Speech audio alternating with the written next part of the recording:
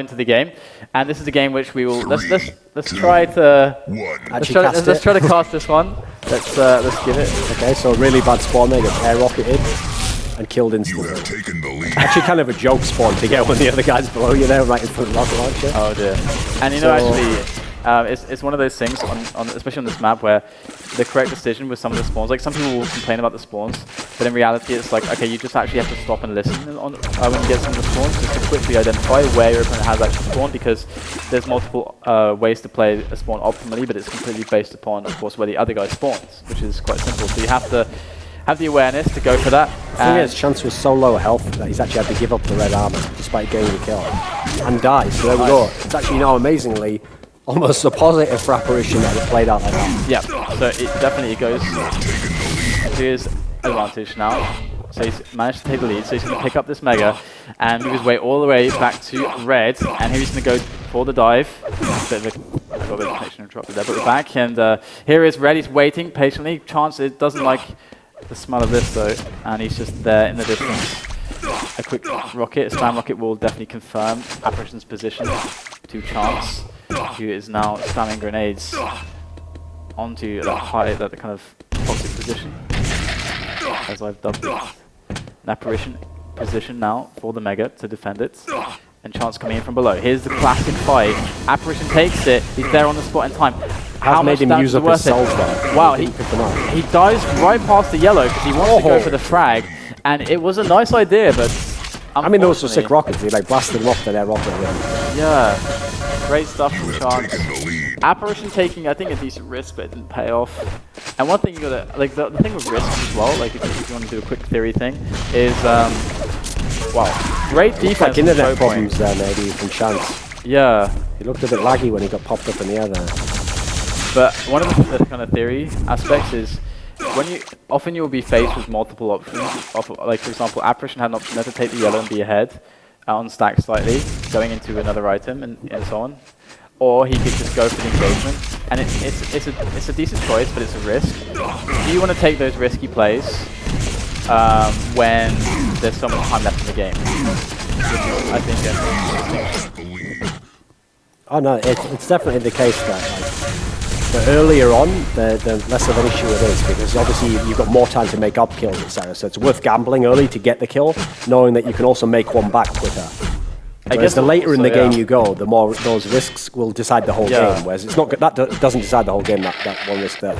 I guess also there's another element of if you think that you're the better player, then you don't, and you'll have a mentality of I don't have to take risks. So that could be play into it. And he's going to be of the mentality here. Okay, Chance is the better player of us two, so if I get a good risk, then I'll take that. So that's an interesting point for sure. But the Mega is coming up in 10 seconds for the red. Yellow spawning for Chance. He's got a great spot really. He can really do anything he likes from this point. He can go high to try to intercept, defend this Mega, which he does. Grabs it. Apparition unable to really put any pressure or damage onto Chance as Chance goes for the dive on red. And these items are perfectly separated. Chance with a 1 second delay there on the red to make sure that there's that extra added bit of time. But it's like 3.5 seconds between the Mega and the red, so it wasn't quite enough. And here he goes, he finds Apparition once again. Apparition only with 50 armor, and his back is kind of against the wall here. I don't see him escaping this situation alive. Whoa! So, someone's getting a bit laggy. I'm not sure. That looked amazingly weird from my perspective on Chance. Oh my god. Interesting. So there we go, Chance going to chase down Apparition out the teleporter. Pummel comes out, and he goes down. 5 frag deficit for Apparition on Furious Heights.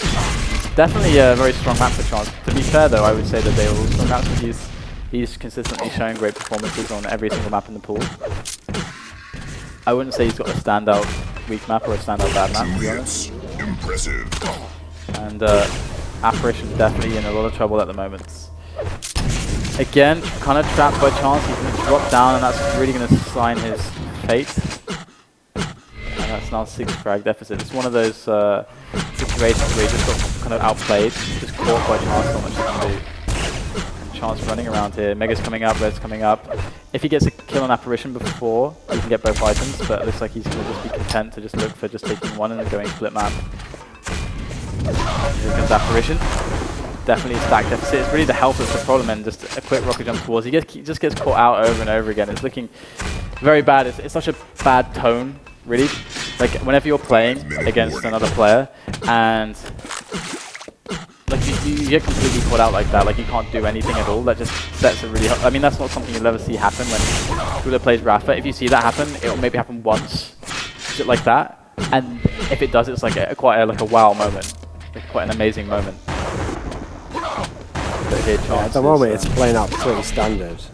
Yeah, like it's hard to see how our apparition is going to create a favourable situation to get the kill on the chance there. Yeah, he has consistently a massive stack disadvantage. And so if he hits a rail here, there's not much going on there, is there? Yeah. 3 health falling to his doom. As you said, he did get chance relatively low there. Chance is still pretty low. I mean, he could commit to some hyper aggressive plays, but his window for that is now past. Mega's 3 seconds away. There's a bit of damage there as he makes his way, makes a clearance towards that red armor. Mega's left up on the spot as Chance goes for the pressure. He knows that he can pull back onto that Mega, so why give up a chance to deal damage if he has it? Which is also a common trend, something to always look for. And Chance, his lead doesn't look like it's going to be threatened anytime soon. Apparitions working with a 75-75 stack. Chance still has about twice as much as that, so he's really looking terribly dominant. And you can see he can just completely assert his will upon that red armor spawn. He's charged on top of it. There's nothing that Apparition could do to really stop it. Would have needed phenomenal rockets to actually do that. And there you go, Chance just taking another frag. He's making short work of him right now. Yeah, it's looking very bad. Basically doing almost anything he wants to do. Yeah. And I think you'll see now, with the score where it is and the time where it is, he's probably going to get even more aggressive and just go for kills and rack him up. Or he could just forfeit the game. Yeah. So there's a forfeit. And speaking of forfeits, what is your opinion of forfeiting in general? Because of course, in chess it's a sign of disrespect to your opponent if you don't forfeit. No, but in StarCraft, when you know you've lost, you don't waste someone's time and play 20 more minutes and fly your factory but that's to the thing, right?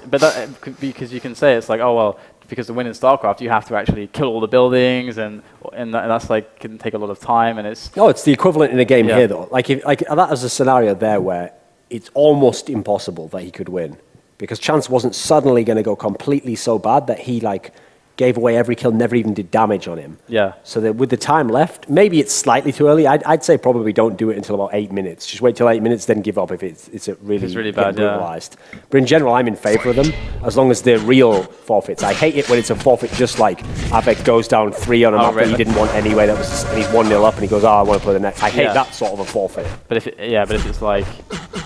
Yeah, if it legitimately could never have been won, then I don't mind then, because then it does save everyone time. So instead of like an emotional reason, it's a... Because it doesn't feel as cool to see the kills anyway when the other guys just brutalize him if he just rushes out because he's tilted anyway, Yeah, I agree. I like that.